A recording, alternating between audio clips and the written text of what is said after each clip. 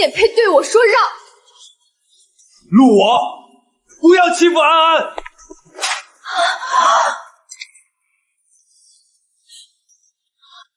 小吴，怎么样？有没有伤到哪里？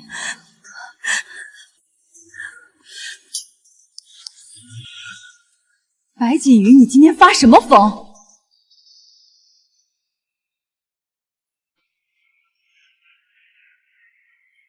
周周，看着小吴和锦玉，总觉得咱们当年没圆的那个梦，总算在他们身上成真了。是啊，咱们这辈子婚姻不顺，总得让孩子过得幸福。锦玉这孩子虽然偶尔顽劣，但大事上还算听话。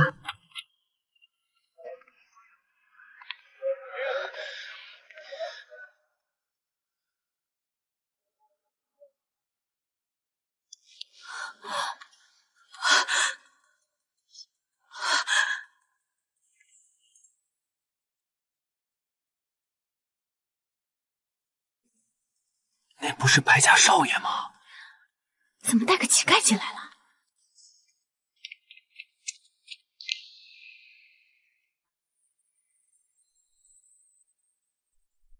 妈，我不要和陆墨结婚，我和安安才是真爱。锦玉，要不我还是走吧，别让阿姨生气。别怕，妈最疼我，会同意我们在一起的。锦瑜，今天是你和陆我订婚的日子，我希望你能清醒一点。妈，你不懂，安安她跟陆我这种大小姐一点都不一样，我跟她在一起才会幸福。白锦瑜，你怎么可以这样侮辱我？对不起，陆小姐，都是我的错，我把锦瑜让给你。闭嘴！你也配对我说让？陆我，不要欺负安安！小吴，没事吧？让妈妈看一下。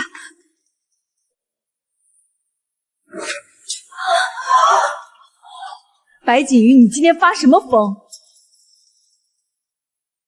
我没疯，我和安安是真爱。那小吴怎么办？你们两个的订婚宴，你如此胡闹，叫他怎么办？妈，你根本不懂，安安她不一样。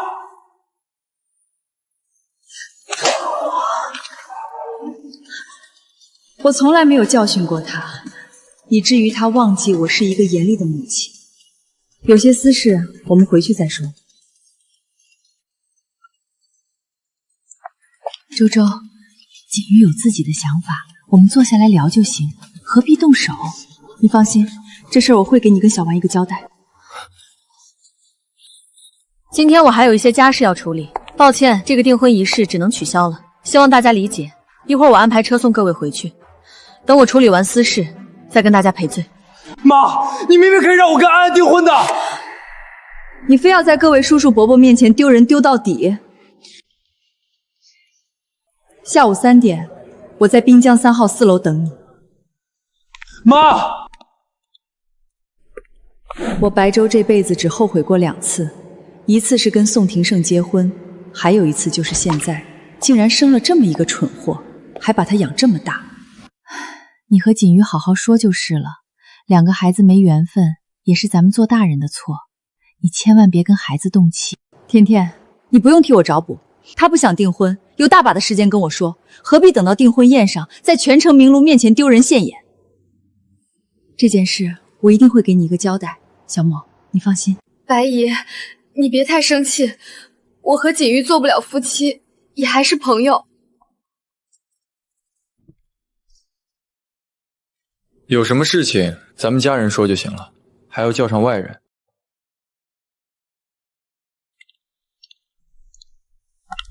妈，我在想，你真的是我亲儿子吗？你不聪明，我可以接受，但是你连做人的教养都忘了。阿姨，你怎么可以这样说自己的亲生骨肉呢？安小姐，我教育自己的儿子，请你一个外人不要插嘴。妈，你有气冲我来，不要对着安安。锦瑜，你过来，离我近一点。妈，我知道你生气，但是阿姨，为什么妈？这一巴掌是我替你堂阿姨打的。你小时候吃住都在她家，陆无有的她哪样没给你备一份？你生病住院是你阿姨不眠不休照顾了你3天3夜。你今天做出这种丧良心的事情，有没有想过你阿姨会有多伤心？这一巴掌，我替小吴打的。你跟他青梅竹马20多年，你大学差点挂科，是小吴熬夜帮你补课。就算你们做不成夫妻，也应当是朋友。你不仅让他当众丢脸，还动手打他，你怎么这么做？陆无他只是在你面前装的好而已，你根本不知道他私下里是怎么对安安的。你在说什么胡话？我根本就不认识这个安安。不认识？安安就是之前被你无辜裁掉的员工。我是集团总经理，每天处理的事情成百上千，怎么可能每一个被裁掉的小员工都认识？陆小姐，我离职那天亲自去找过你，可你直接让保安把我轰出去了，你怎么能没印象呢？就是，陆无，你无非是看我喜欢安安，才故意利用职权报复他。妈，你怎么还打我？这一巴掌算你尽孝替我挨的。子不教母之过，你做出这样毫无教养的事情，是我这些年教育的不够。你没有家教，是我对你疏于管教。这些年我对你太宽容了，让你彻底忘了自己姓什么，忘了你是靠谁吃饭的。我就知道我爸说的没错，你根本不懂什么叫感情。你这种女人，怪不得我爸当年会爱上别人。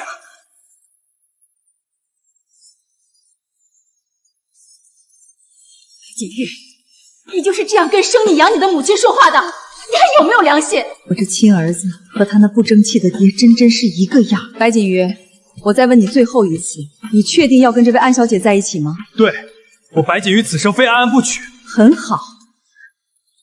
作为你的亲生母亲，你选择的女孩，我理应提前了解一番。这是我刚刚让助手调查的所有信息。安小姐，恕我直言，你的过往经历我实在不敢苟同。无论是作为母亲还是白氏集团的董事长，我都不可能接受一个19岁就堕胎、有过不良经历还进过监狱的女人进我白家的门。白夫人，你怎么能这样羞辱我？羞辱？我不过是把你亲手做过的事情说出来，这就算羞辱了？妈，安安的过去我都知道，但是我不介意。她是个单纯的女生，以前那些事只不过是……我没兴趣了解她的动机。我最后问你一次，你是不是坚持要跟她在一起？是。既然你选了，我同意你和安在一起。不过叫张律师现在过来。好的，白总。你不是跟你爸感情好吗？我们正式解除母子关系。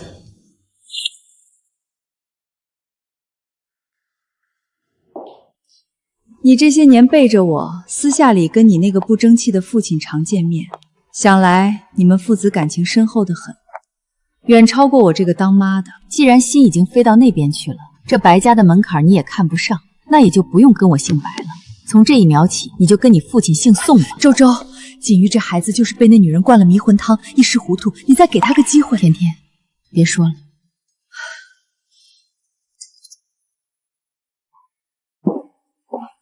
张律师，东西拿给他，让他看清楚。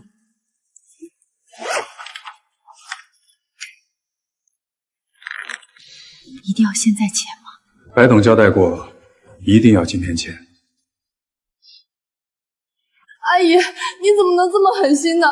景瑜哥可是你亲生儿子，你辛辛苦苦养他24年，难道就为了一个名分就要亲手毁了他吗？你这样做，他该多伤心啊！你就忍心看着他离开这个家，流落街头吗？安小姐，你这还没过门呢，就急着替我们家当家做主了？手伸这么长，是不是太早了点儿？甜甜，你瞧瞧，如今他为了这么一个刚认识没几天的陌生女人，就能在那种场合发疯。我要是真把这大半辈子拼下的家产都交到你这种人手里，我将来死在病床上，怕是都闭不上眼。妈，为了我能安安稳稳的度过晚年，咱们还是尽早划清界限，断得干净，我也能多活几年。我才不稀罕你的财产呢！你除了钱还剩下什么？这下你满意了？安安，我们走，这地方我1秒钟都待不下去。再等一下。怎么，刚才看我签的那么快，没料到我这么有骨气。白董事长，你现在后悔了？你想太多了，我只是好心提醒你，既然你认祖归宗姓了宋，见了你那个好父亲，让他尽快把欠我的钱还回来。什么钱？你这些年偷偷接济他的每一分钱，都是从白氏的账上，我已经让财务核算过了，总额不小。如果他不按期还款，作为债权人，我有权利直接起诉宋庭胜。好，你就跟你的钱过一辈子吧，我明天就给我爸拿钱还给你。是吗？那祝你好运。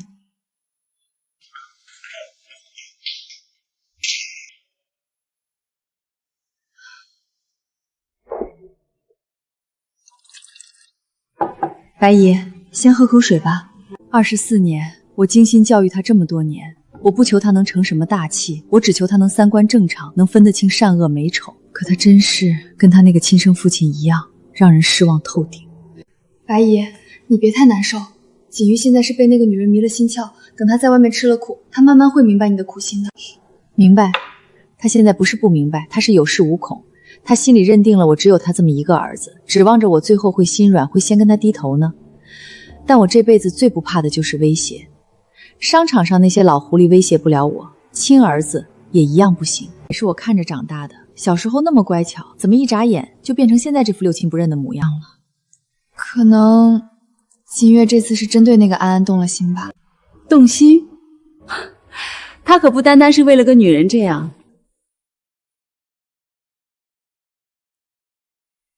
他是为了他爹故意恶心我呢。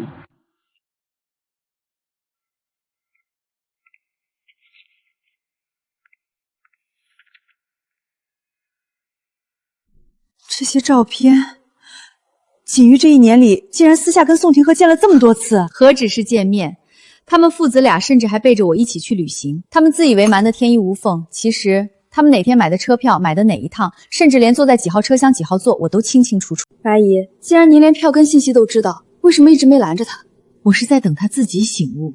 可他如今跟他爹倒是亲热，全然忘了当初宋廷胜是怎么对我们的。他忘了宋廷胜当初嗜赌成性，输光了家里所有的积蓄，忘了那个混账带着情人登堂入室，对着我们娘俩耀武扬威的时候，我有过多难熬了。那时候要不是你咬牙撑着，你这个家早就散了。当年我和宋廷胜一起创业，他项目失败，背了一身的债。债主上门的时候，他只会东躲钱藏当缩头乌龟。要不是我接手了他的公司，没日没夜的填那个窟窿，他现在命在哪儿都不知道，哪有命在锦玉面前装慈父？既然我接了那个烂摊子，就绝不容许那些蛀虫继续吸血。当初宋廷胜在公司里安排了多少吃闲饭的亲戚，二叔、三婶、大表哥，那群人除了中饱私囊什么都不会。我大刀阔斧改革的第一件事儿，就是把那些只会吃干饭的废物全部亲手递了辞退键。那些人恐怕在那时候就恨上白姨了。恨我的人多了，他们算老几？甜甜，你还记不记得当年我刚掌权时，宋家那些亲戚看我的眼神？怎么不记得？那帮人吃着你的，住着你的，背地里却骂你是冷血的毒妇。是啊，那时候我想着终归是亲戚，他们中饱私囊卷走的那些钱，我连官司都没打，连报警都忍了，这难道还不够宽容吗？你那是仁至义尽，可结果呢？这群吃闲饭的废物居然还吃出了优越感。人心不足蛇吞象，那些人看我把公司做大了，竟然天天围着宋廷胜哭闹，鼓动他跟我离婚，打得一手好算盘，觉得只要我被踢出局，他就能把那帮寄生虫再带回来。宋叔叔当时就一点都不明白他们的心思吗？他素来没主见，耳根子软得像棉花，甚至跑来跟我商量要把那群蛀虫接回核心岗位。从那时起我就知道宋廷胜这个人根本靠不住，如果公司再交到他手里，我那几年的辛苦估计全都得打水漂。所以那时候你才决定彻底架空他。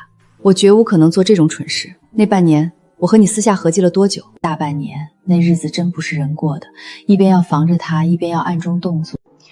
我背着他一点一点收购散股，偷偷转移核心项目，一个一个的策反他的管理人员。那半年我每天亲自出去跑业务，在一群满肚子肥油的男人堆里应酬，没日没夜的喝酒，喝到胃出血被救护车拉走，才从那帮男人手中杀出一条血路，死死掌握了核心的上下游关系。当我喝到胃出血的时候，宋廷僧在干什么？他带着那帮穷亲戚在5星级酒店花天酒地，美其名曰是帮公司搞公关，其实就是挥霍你赚回来的血汗钱。是啊，他不仅花天酒地，还觉得我这个黄脸婆心里只有工作，让他这个大男人压力太大，所以在外面找了所谓的真爱。白姨，他怎么有脸说这种话？他不仅说了，还带着那个真爱亲自上门跟我摊牌。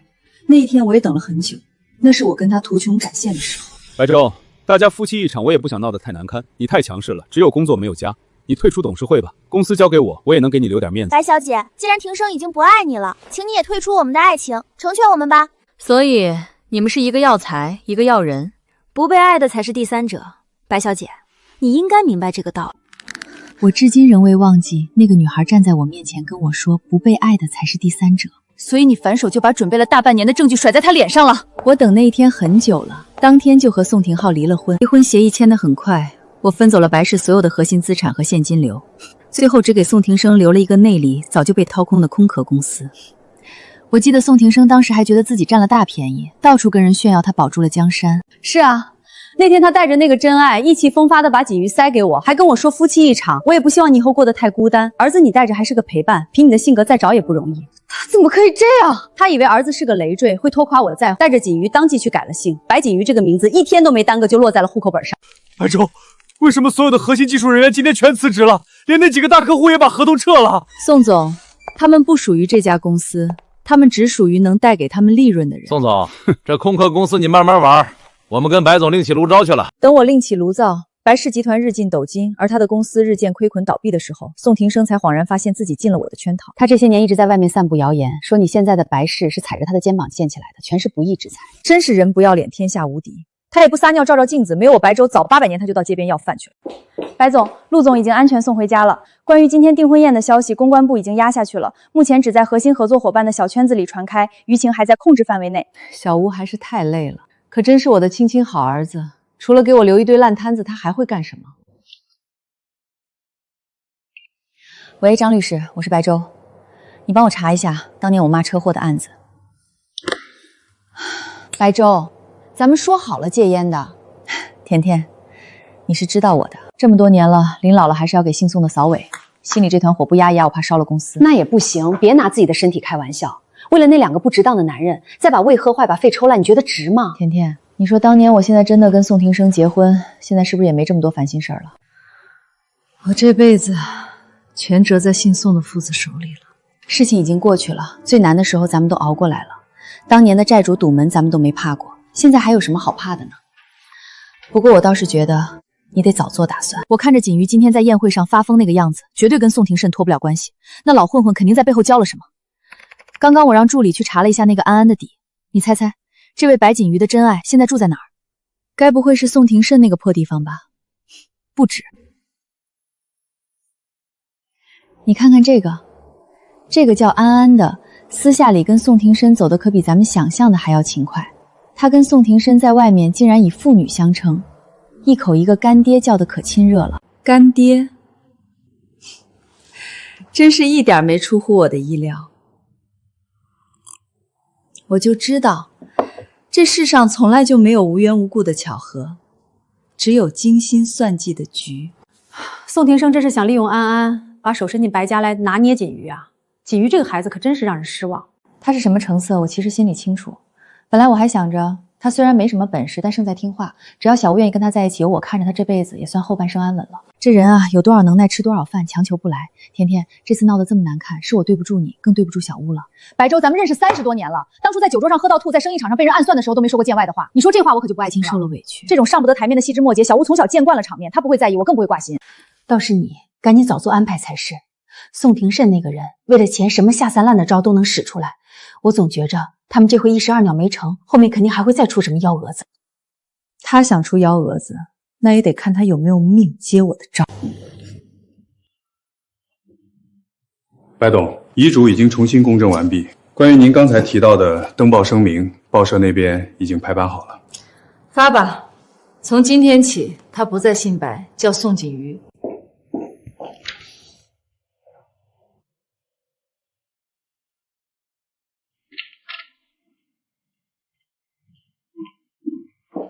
白姨，正如您预料的，声明一出，直接爆了热搜。评论区的风向呢？我提前安排了水军控评，重点强调宋锦瑜从未在集团任职，股民们反而觉得您清理家务事手段果断。白氏的股价不仅没跌，这波出圈反倒让股价涨了2个点。白总，宋举云先生打来电话，说一定要跟您单独交流。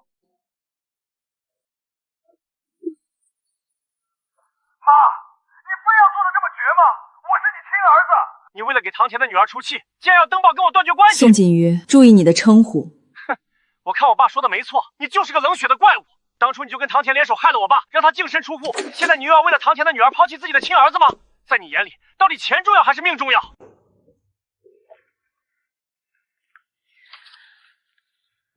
我真怀疑我当年是不是在产房把你抱错了？不然我怎么能生出你这么蠢的人呢？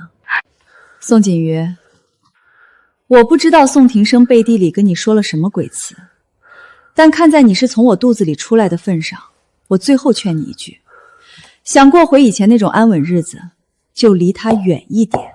他除了能教你如何毁掉自己，给不了你任何东西。白总，查过了，他这2天一直跟姓宋的在郊区那个破房子里，估计是受罪了，正纠结着呢。怎么，哑巴了？行，妈，你赢了。你不就是想让我跟陆衍结婚，稳住白家的利益吗？我答应了。以后我和安安搬出去住，绝对不会回白家碍陆衍的眼。白夫人这个名头永远是她的，这总行了吧？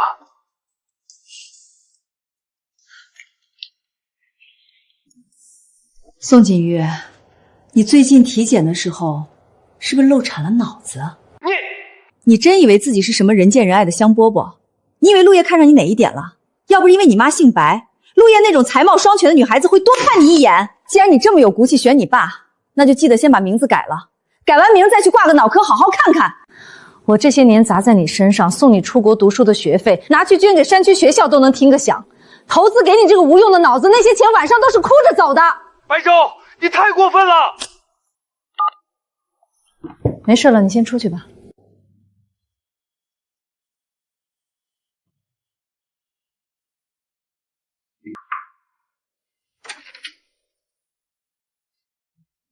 白总，这是您要的文件。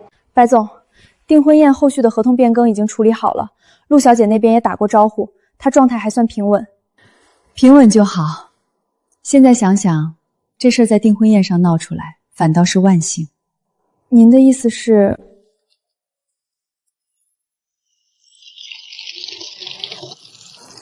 要是真让小吴嫁给我那个蠢货儿子，我这辈子攒下的家业迟早被他败光，到时候我真是死都闭不上眼睛。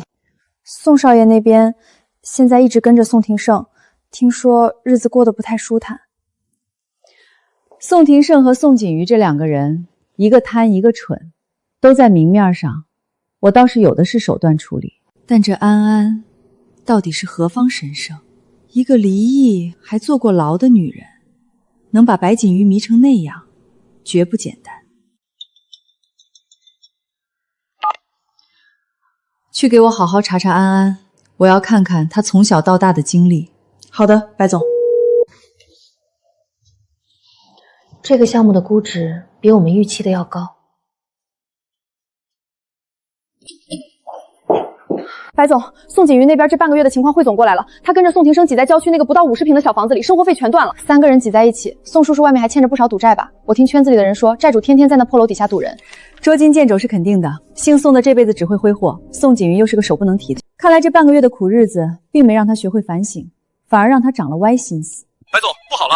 宋先生和宋锦瑜带着3个满脸横肉的壮汉在大门口闹事，他们拒绝扫场所码，想硬冲电梯，已经被我们保卫队在楼下制服了。他们现在被扣在保安室，带头的那3个壮汉正在砸东西，喊着要您下去。白姨，锦瑜这是疯了吗？这可是法治社会，他带人冲自家公司。疯？他没疯，他只是在外面碰了冰，发现他那个慈父帮不了他，才发现白氏这块肉有多强。这是暴露本性了。我以前总觉得悉心教育能改掉他骨子里的基因，现在看，多好的教育也盖不住他和他爹一样的愚蠢。白姨，我跟你一起去吧。那3个人既然是社会上的壮汉，我怕他们没亲没会伤了你。你留在这里，那份并购计划还有几个核心条款要改，你先处理工作。可是，不用担心，我带着贴身保镖，在我的地盘，他们几个废物还不能把我怎么样。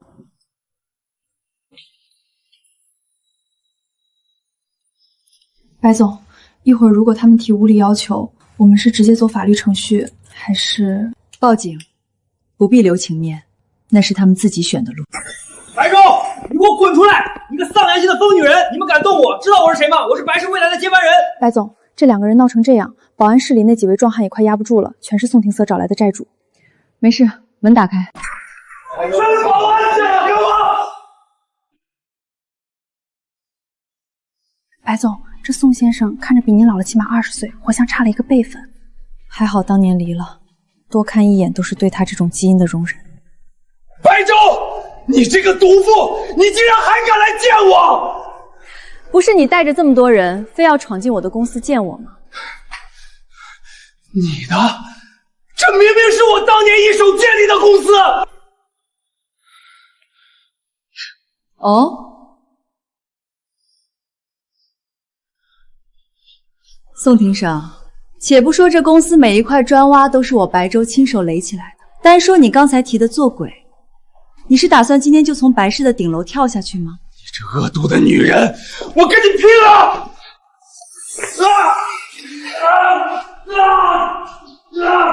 为什么还不报警？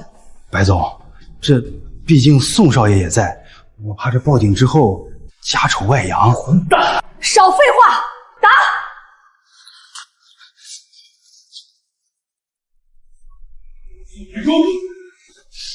妈，你看看我爸现在落魄成什么样了！看到他这样，你就一点都不觉得心虚吗？是你害他变成现在这种人鬼不分的样子的，你怎么能这么冷血？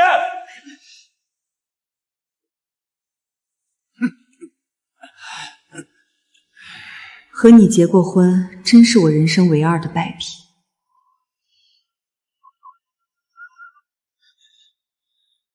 以前我总觉得你只是蠢，现在看来，你跟你爸真是一样的恶心。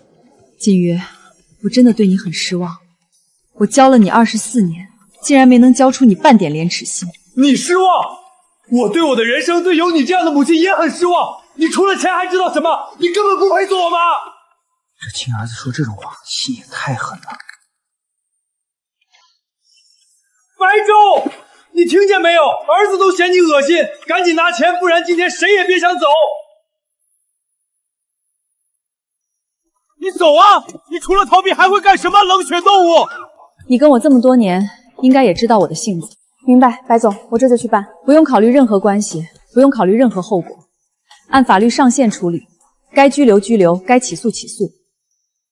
我再也不想看到这2个人出现在白氏了。放开我！我进我儿子的公司有什么错？我欺人犯法子有什么错？白州，你这个毒妇，你连亲儿子都抓！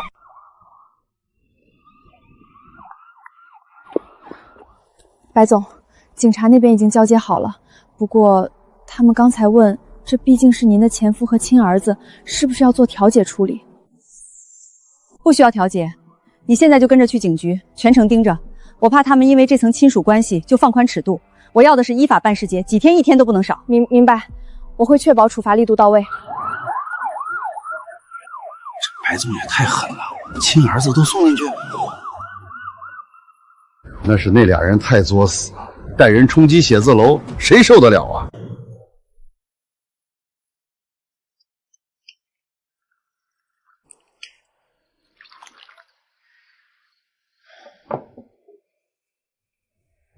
这些年，每次我忙得晕头转向，心里堵得慌的时候，也就只有你能陪我吃顿热乎饭了。咱们这么多年姐妹，我不陪你谁陪你？甜甜，你说实话，锦瑜这孩子怎么就一点都不像我呢？我白州骨子里这股劲儿，他半分没捞着。今天小莫跟我说，锦瑜居然带着宋庭胜去公司闹事。以前我只觉得这孩子是不成器，贪玩了点，可现在这一出，这忘恩负义、利欲熏心的劲儿，简直跟宋庭胜那个白眼狼一模一样。根子上坏了，再怎么修剪也长不直。不说他了，那个安安，你让助手查的怎么样了？这女人能把锦瑜教骚成这样，绝对不简单。查清楚了，这位安小姐还真是咱们的老熟人，查到了，安安之前那个没出事的孩子，生父是精武集团的李和宇。李和宇，就是几年前那个不择手段抢你生意，最后被你反击的赔了个精光，差点跳楼的小子。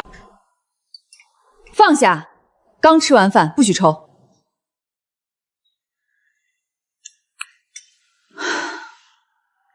不过我怀疑，安安根本就是李和宇故意安排在锦瑜身边的。你是说他在报复？可他不是销声匿迹了一阵子吗？他最近借着风头又开了一家物流公司，正好有几个大项目跟白氏有交集。李和宇这人你是知道的，走捷径走惯了，正面打不过我就开始动这些歪心思。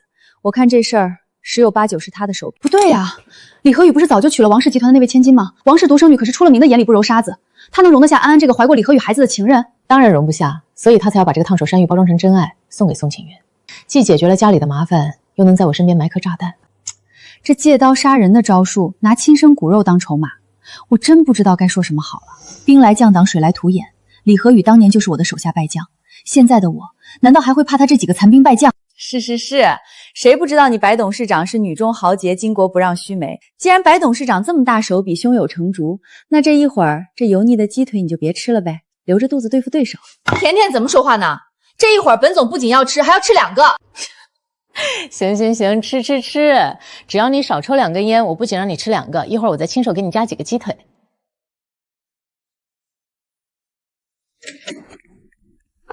白姨，出大事了！你快看热搜，那个安安发了个视频，现在舆论快扛不住了。哦，一个坐过牢的保洁能翻出什么浪花来？他演哪出戏？安安背后绝对有专业团队在操盘，卡在凌晨2点，趁着公关部下班的空档突然发难。现在那些不明真相的网民全在骂您冷血无情。白夫人，算我求您了，求您心疼锦瑜和宋叔吧。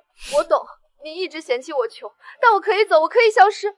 可锦瑜是无辜的，她是那样敬爱您这个母亲，您怎么忍心亲手把她送进监狱？虎毒尚且不食子，您这样做真的睡得安？白总，我查过了，这条视频的原始点击量其实惨不忍睹，但转发和点赞的增长曲线非常诡异，明显是有人买了水军套餐，这就是赤裸裸的道德绑架。他想利用这股舆论逼您撤诉放人，顺便让白氏集团的口碑彻底崩盘。不急，让他哭，哭得越大声越好。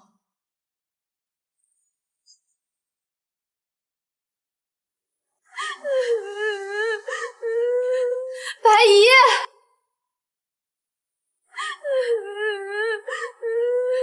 白姨，你们这些小年轻就是喜欢把事情弄得花里胡哨的，哪像我们那时候解决矛盾全靠真刀真枪。我要是早知道有这一招，当年跟宋廷瑟离婚的时候，我也去网上这么哭一回，还至于搞得那么麻烦，非得亲自去酒桌上拼命。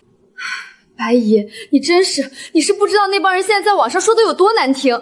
安安背后那些水军已经开始编故事了，他们说你跟我妈才是真爱，说你们俩是恋人，说当年那桩婚事纯粹是你为了掩人耳目，找了宋庭生这个老实人骗婚。这些网友的想象力也太离谱了，连骗婚都编出来了。这种伦理狗血剧最吸眼球了，现在大家都信了，这事解释起来真的非常麻烦，咱们总不能去自证性几项吧？麻烦？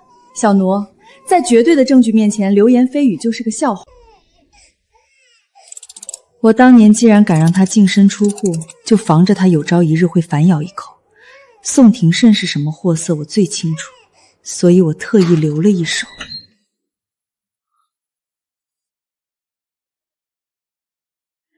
宋廷胜是什么货色，我最清楚，他干的那些龌龊事儿，这袋子里都录得清清楚楚。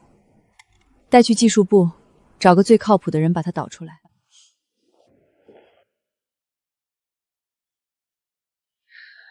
没成想，这破玩意儿在保险柜里锁了20年，我以为这辈子都用不上了，竟然还有重见天日的时候。白姨，还得是你！刚才看到网上那些脏水，我急得冷汗都出来了。宋廷生想借着舆论在我的白氏集团身上撕下一块肉，他也不掂量掂量自己到底有几斤几两。他以为我老了握不住刀了，谁都能上来踩一脚。白姨，你真是我永远的偶像！有了这东西，那些喷子和水军全得闭嘴！我现在就去盯着后期剪辑，保证半小时后就让他们明白什么叫真正的自作自受。也是时候跟这些人做个彻底的了断了。这几年我是年纪大了，手段也确实温和了不少，以至于现在连安安这种不入流的后辈都敢骑到我头上。既然你们想玩，那我就陪你们玩到底。本严正声明，近期在网络上传播的有关本公司的不实信息，严重损害了本公司的合法权益。本公司将保留追究相关人员法律责任的权利。白舟，大家夫妻一场，公司交给我，你退出董事会，我保你后半生衣食无忧。不被爱的才是第三者。白姐，既然庭生已经不爱你了，请你退出我们的爱情，成全我们吧。作为当初那场订婚宴的主角，我想我是最有资格跟安安小姐对话的。我跟锦瑜青梅竹马，当初的订婚是在双方家长见证下，他亲自单膝跪地跟我求的婚。我不知道安安小姐口中那所谓无价的爱情是什么样，但我知道人要懂得礼义廉耻，良好的教养让我做不出你这样颠倒黑白的事情，更不会利用舆论去伤害我的长辈。我成全你跟锦瑜那伟大的爱情，但也请你不要再道德绑架他人，接受扭曲的三观。这件事就到此为止，占用公共资源，我非常抱歉。白姨，效果好的惊人，声明一发出去，那帮水军瞬间没声了，咱们股价不仅稳住了，还反弹了3个点。白总，您现在火出圈了，网友给您单独整了个词调，叫想借用白总的嘴。谁懂啊？白总一句话给我整乐了，有你还养什么狗？家里有一个畜生就够了。没成想20年前那点陈芝麻烂谷子的破事儿，反倒救了白氏。那倒是要感谢安安了，不仅没伤到白氏，反倒让我白赚了一波这么大的宣传。白姨，您快看，舆论彻底反转了，现在全网都在扒宋廷胜当年的烂账。求人得人，既然他那么爱演，那我让他演个够。怎么，这样你就觉得满意了？你觉得这就是终点？白姨，难道这样还不够吗？他们的名声已经烂透了，短期内绝对翻不起浪花。小莫，你这次反应很快，但下手还是不够狠。你要记住，商场如战场，在这个圈子里，你的一分仁慈就是给对手递了一把反杀你的刀。白姨，您的意思是这件事背后还有隐情？光把前面这几个蹦跶的欢的排头兵打落有什么用？你仔细看看，安安那种段位的保洁，凭他一个人的脑子能卡着点发视频，能精准的买到那么高级的水军。安安背后站着的那个人才是咱们这次真正的重点，不把他彻底按死，这种恶心人的事儿只会没完没了。昨晚我让助手把安安这几年的底彻底挖穿了，你看看，他去年才刚刚刑满出狱，出狱后没几天他就走了关系，前进白氏做保洁。可惜烂泥扶不上墙，因为干活偷奸老滑，被保洁组组长当众开了。最精彩的在这儿，他拎着包走出公司大门离职那天，刚好撞上宋锦瑜去公司接人，他俩就是这么在咱们眼皮子底下勾搭上的。在白氏做保洁的时候就盯着少东家了，这种处心积虑的算计，锦瑜居然一点都看不出来。那是你高看他了。在此前他那一出道就死心塌地跟了李和宇，可李和宇为了联姻转头就娶了王氏千金，你猜怎么着？这女人是纯纯的恋爱脑晚期吧？被卖了还替人数钱，她真该去后山挖一辈子的野菜，省得出来祸害人。说他恋爱脑都是在抬举他，这压根就是没长脑子。这种畸形的男女关系真让人生理性不适。要是这么说，那宋锦瑜才是真的没长脑子，放着你这么好的未婚妻不要，非要去捡李和宇扔在垃圾堆里的破烂，还当成稀世珍宝供着。唉。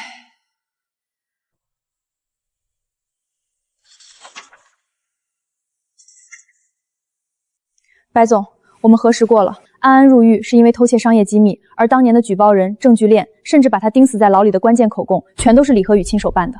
李和宇亲手把他送进监狱，毁了他的名声，让他坐了几年牢。现在他出来了，居然还反过来帮着仇人来对付咱们。小叶，你看看，就连安安这种段位的女人都能把宋金鱼玩得团团转，被他牵着鼻子走。我白粥这辈子在商场上算无了这么一个玩意儿，早知道这样，当年生下来的时候，真还不如养一块叉烧靠谱，起码叉烧还能吃，他只会给我添堵。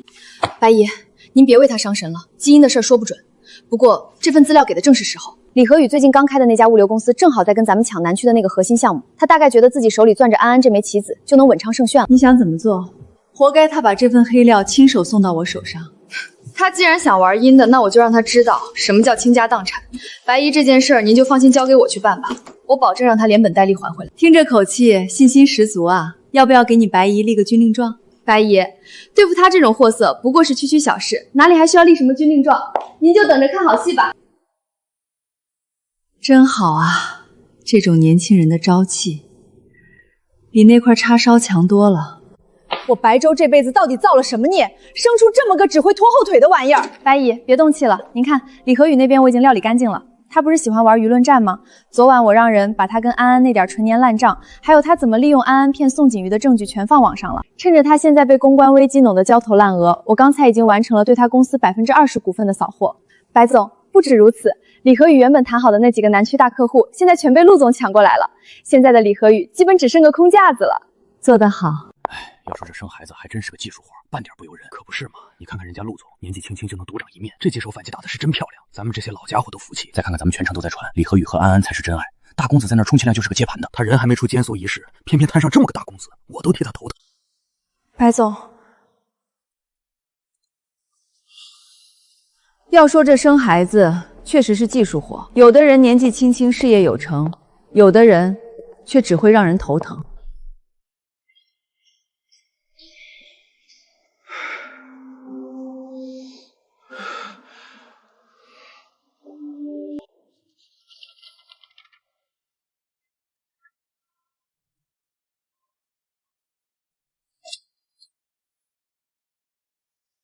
白总，王小姐到了。早就听闻白总大名，在商场上那可是雷厉风行，晚辈仰慕已久。我爸妈在家里常念叨您，说您是咱们江城真正的商界楷模。再加上我和小窝又是相处多年的至交好友，私下里我厚着脸皮跟他一样叫您一声白姨，您看成不？你这丫头真会说话。说起来，你出生那会儿，我还亲自拎着礼盒去喝了你的满月酒呢。这一晃眼，你都嫁为人妇了。瞧瞧你，正是最好的年纪，我都老得半截身子入土喽。白姨，您可真会说笑。您要是说老，我这当下辈的可真没脸出门了。依我看啊，咱们要是现在出去逛街，外人一准得以为咱们是哪家气质出众的亲姐妹呢。请坐。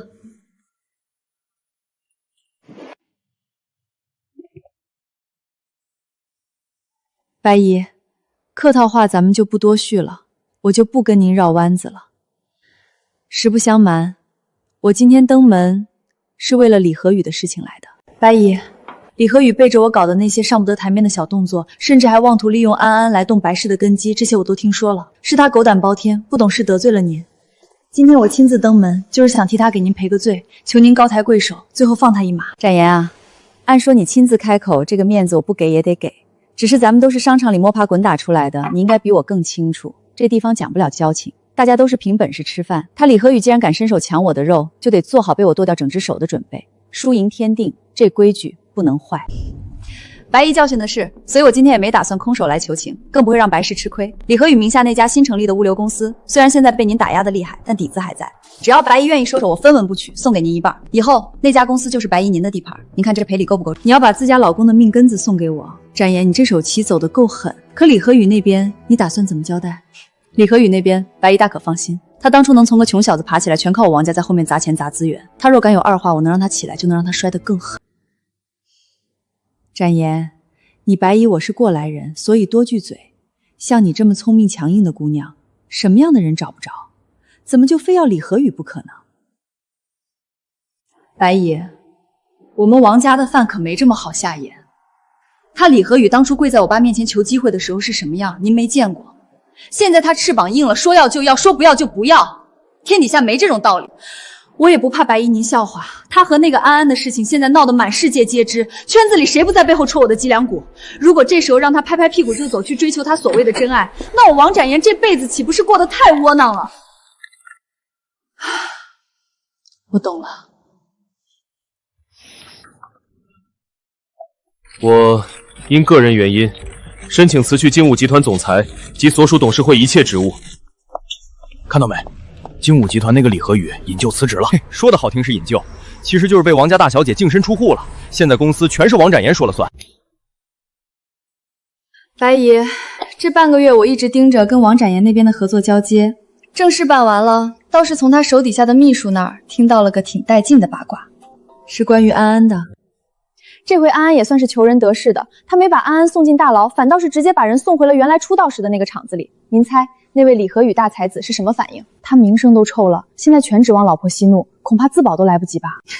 何止啊！听说安安走那天在王家老宅门外死活要见李和宇最后一面，结果呢，甚至当于只顾着王家所有长辈的面，指着门外大骂安安是个不知廉耻的烂货，说是安安为了钱故意勾引他。那安安呢？被人指着鼻子这么骂，就没说句反驳的话？没有啊，只顾着坐在地上哭了。我还听人说，他到现在都觉得李和宇是身不由己，觉得那个男人是真心爱他的，只是迫于王家向现实低头。世界之大，无奇不有。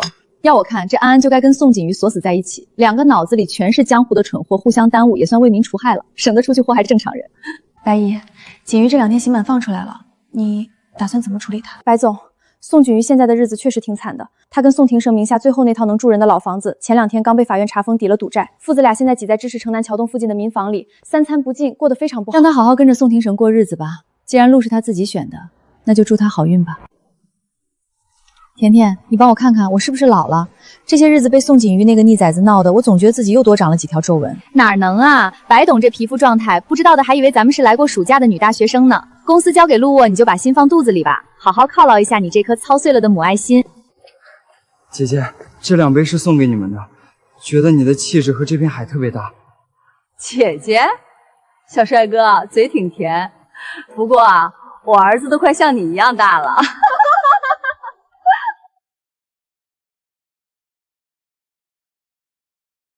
怎么了？谁的电话？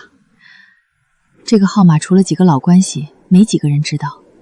我没猜错的话，应该是宋景瑜那混小子换了号打来的。什么事？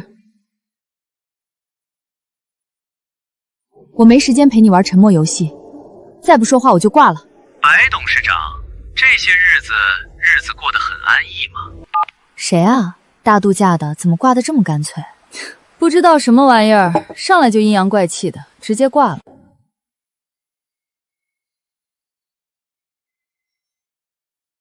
白董事长，你就不想知道我是怎么得到你的私人号码的吗？如果你费尽心机打过来就是为了炫耀你的黑客技术，那我建议你直接去应聘白氏的网安部门，有事说事儿，不要在这儿给我装神弄鬼。看来白董贵人多忘事，你应该很久听到那个独生子的消息了吧？你可千万别说我儿子现在就在你手里，打算管我要赎金，这种剧情太土了，你这剧本过时了。嘴够硬的，那我就实话告诉你，宋举云现在就在我手里，正在我脚底下发抖呢。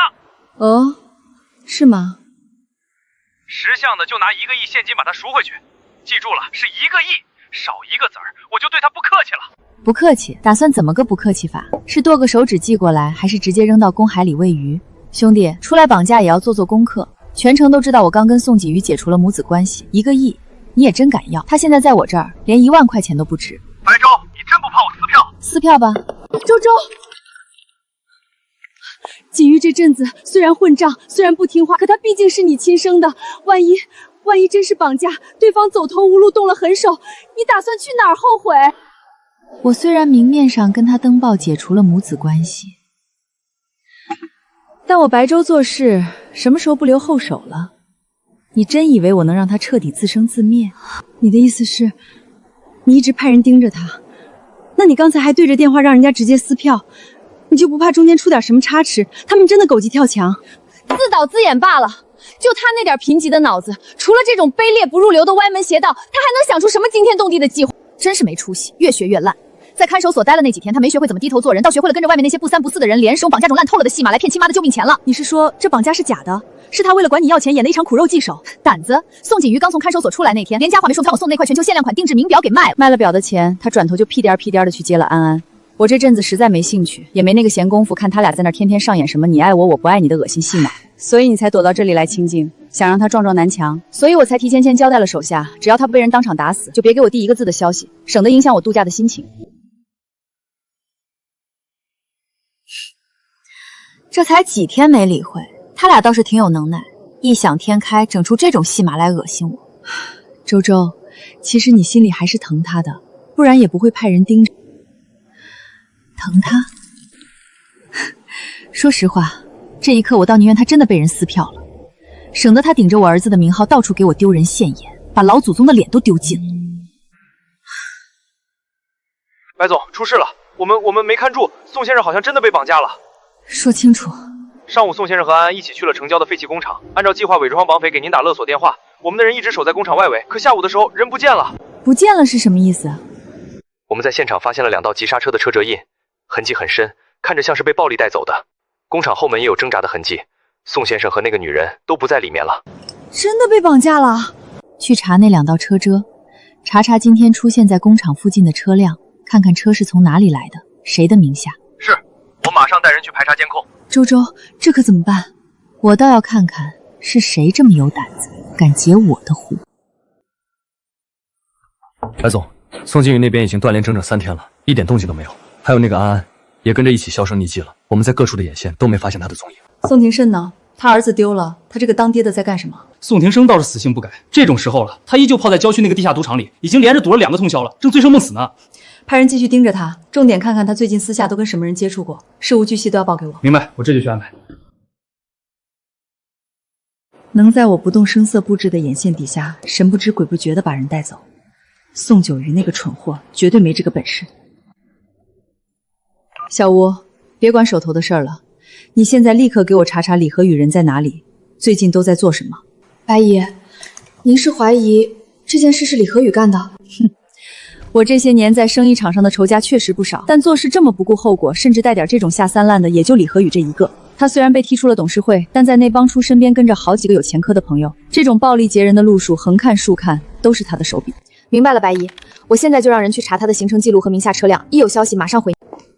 白姨，昨天报警到现在已经24小时了，绑匪那边还是没有一点动静。这是心理战，绑票是大案，他们知道我们重视，所以更要磨掉家属的耐心。已经第4天了，要是他们真的……等，没有消息就是最好的进展，这说明他们还在等我崩溃。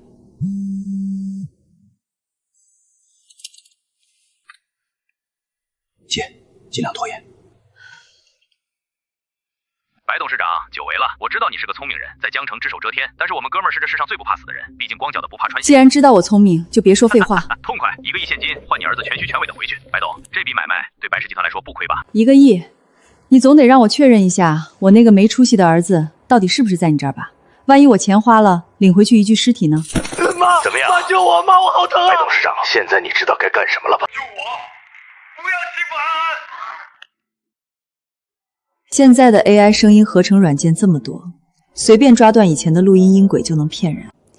1个亿不是小数目，我可不敢轻易相信这种廉价的戏码。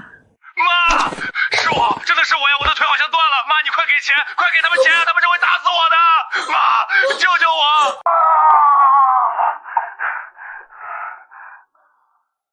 真是废物！周周。万一真打坏了，听清楚了吗，白总？识相的你就别跟老子耍花样，更别想通知我们的人。只要钱到位，我自然会好好招待贵公子，让他全虚全忍的滚回去。你要是非得跟我们兄弟找不痛快，故意在那儿拖延时间，那您可就永远见不到他了。是留着那1个亿当遗产，还是换你儿子的命？你自己掂量吧。住手！查到了吗？刚才那通电话足够长了。抓到了，数据正在回传。白总，您放心，对方虽然狡猾，但这账号的漏洞很大，非常容易锁定。技术科已经在全力锁定基站的具体坐标了，我们很快就可以定位到他们的物理地址。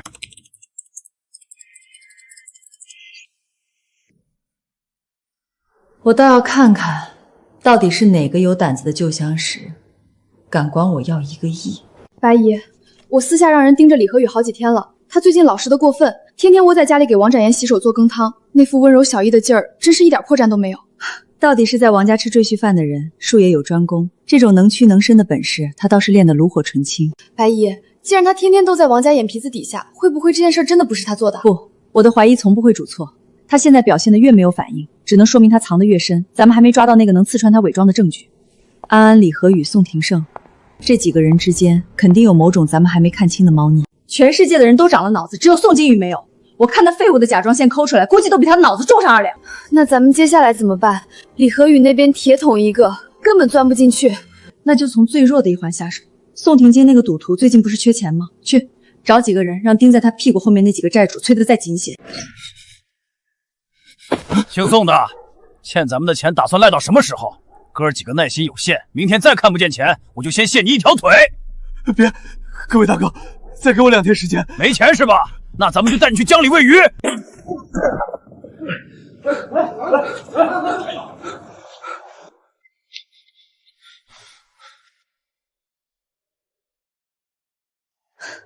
这就坐不住了。你疯了！不是说了最近避风头，千万别来找我吗？老子管不了那么多，我没钱了，再拿不出钱给那帮债主，老子今天就得死在街上。我也没钱，1亿他连演都不敢就拒绝了。我现在被王展言看得死死的，银行卡流水都要查，你让我去哪里给你弄钱？你跟我哭穷？李和宇，我儿子现在还让你绑在那个破厂房里呢，你手里攥着我儿子的命，你跟我说你没钱？咱们打开天窗说凉话，我那儿媳妇安安肚子里可揣着你的种，我儿子宋锦云顶着这个绿帽子戴了这么久，你替你养着女人和孽种，你给我点钱花花，不过分吧？别闹了，明天我想办法偷偷给你转一笔账，拿了钱赶紧滚，这还差不多。肚子里揣着你的种。白姨，这还是人说的话吗？锦瑜可是他亲儿子，他竟然拿儿子的绿帽子去要钱。无赖对无赖，宋庭生果然更胜一筹，因为他比李和义更。宋廷浩，老子杀了你！都他妈赖你这个蠢货！要不是你管不住嘴，老子怎么会折在这里？安保同志，救命！他要杀人灭口，快把他关起来，关到死为止！给我闭嘴，老实点！白姨，这俩人刚才狗咬狗，互相咬得可欢了。李和宇为了从轻处理，把宋庭胜教唆他绑架的事全抖搂了。宋庭胜这种软骨头，讯问椅还没坐热，估计就该招的不该招的都交代了吧？白女士，宋庭胜交代的确实很快，连具体的转账计划都说了。那宋锦瑜呢？地址在哪儿？可惜他只负责出面要钱，具体的藏人地点，李和宇防着他，压根没让他知道。宋庭胜，我记得你以前总标榜自己是个慈父，怎么现在亲儿子生死未卜，你在这儿交代的倒是挺痛快，就一点不担心宋锦瑜会死在那些亡命贼手里？担心？我担心有用吗？白周，这事要怪你，怪我？就怪你不肯出钱。你白家那么有钱，指缝里露出点都够我们过一辈子，给我拿点花花怎么了？锦瑜是你亲儿子你在孝敬我怎么了？你竟然还要起诉？你要是不逼我，我能出这下策吗？既然你这么喜欢钱，涉案金额1个亿，宋庭胜，你下半辈子在监管场所包吃包抱，再也不用为钱发愁了。不，你不能这样，白周，我是锦瑜的爸爸，你不能这样对我。老实点，坐下。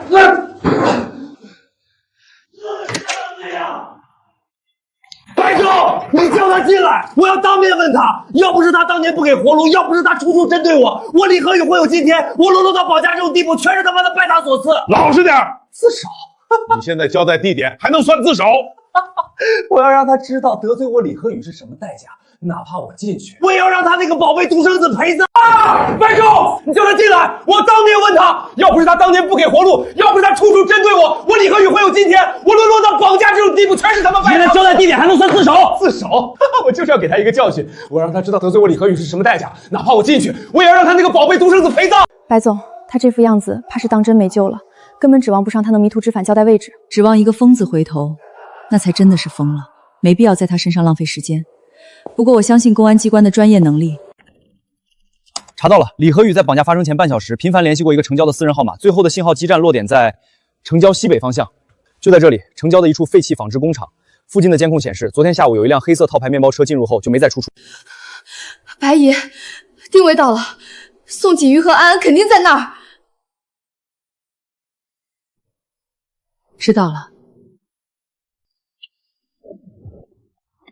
白女士，现场情况不明，绑匪可能持有凶器，您在临时指挥中心等消息最安全。这种事我必须在场。白姨，您去，万一冲突起来。放心，我没那么脆弱，我就是想亲眼看看我白周这辈子到底生了一个什么样的蠢货，能把自己造成这副死样子。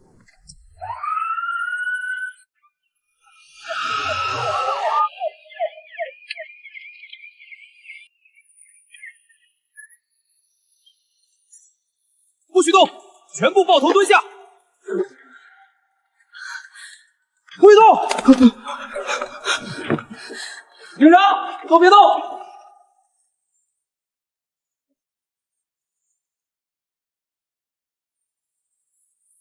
宋锦瑜，你怎么把自己搞成这样了？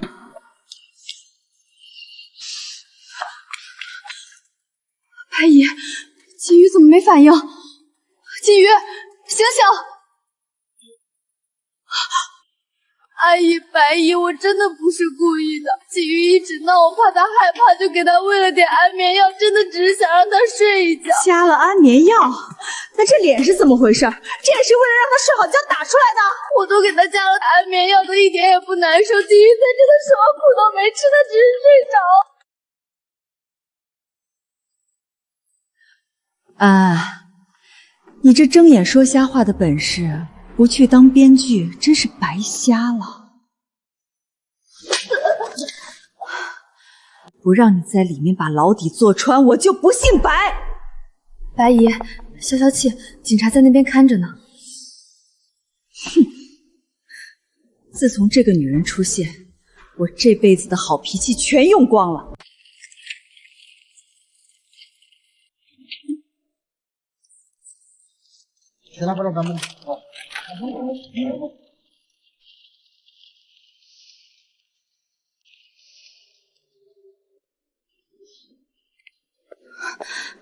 白总，检查结果出来了，大公子服用的安眠药剂量实在太大，虽然洗胃及时保住了命，但药物对中枢神经造成了不可逆的损伤，智商和记忆力恐怕会大不如前。那以后岂不是生活都成问题？哼，就他原来那个脑子，早就是智商洼地了，再损失点什么也没什么好可惜的，反正也降不到哪儿去了。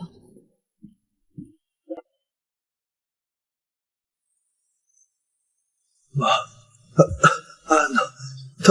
他没事吧？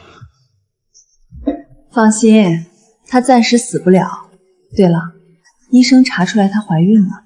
真的？妈，那是我的。想多了，孩子是李和宇的。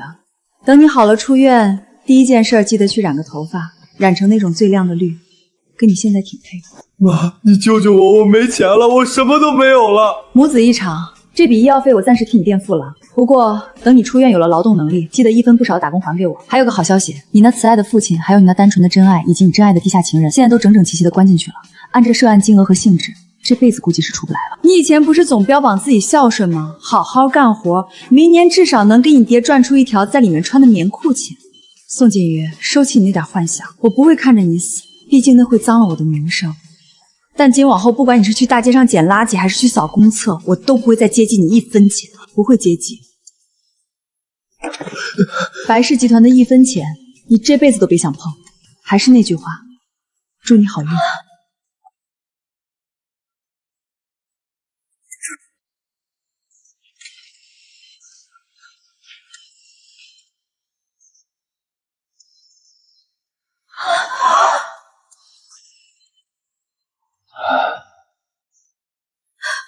景玉，对不起，我真的没想伤害你，我只是被李和宇逼得没办法。我不怪你，我只想听你亲口告诉我，这个孩子到底是不是我的。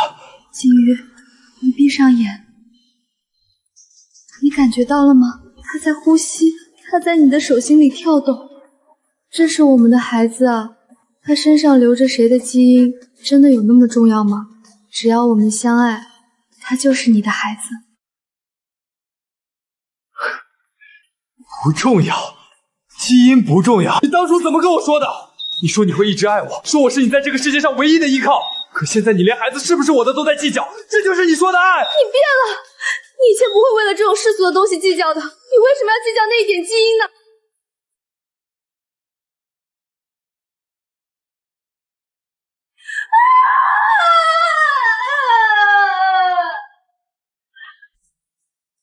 白姨，锦瑜已经去见完安安了。刚才手下人说他走的时候脸色难看的吓人，一句话都没说。他终于还是问了那个孩子的事儿。问了，安安那话简直是毁三观，说什么基因不重要，只要有爱就行。锦瑜这回算是彻底清醒了，我看他离开的时候那股精气神都没了。清醒得太晚，代价也太大了。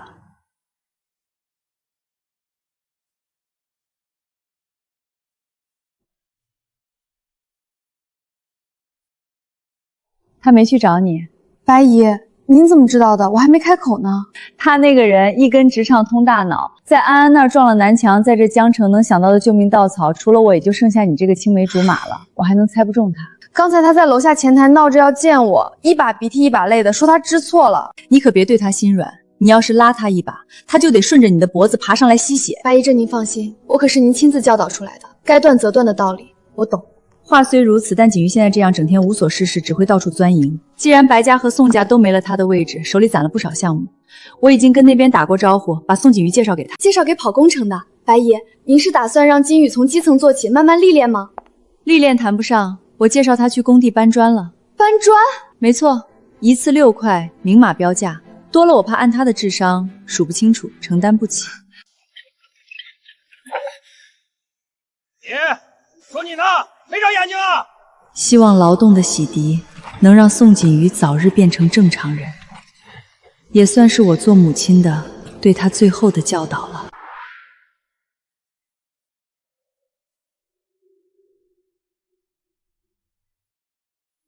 至于我死后留下的遗产，他是一个子都别想要。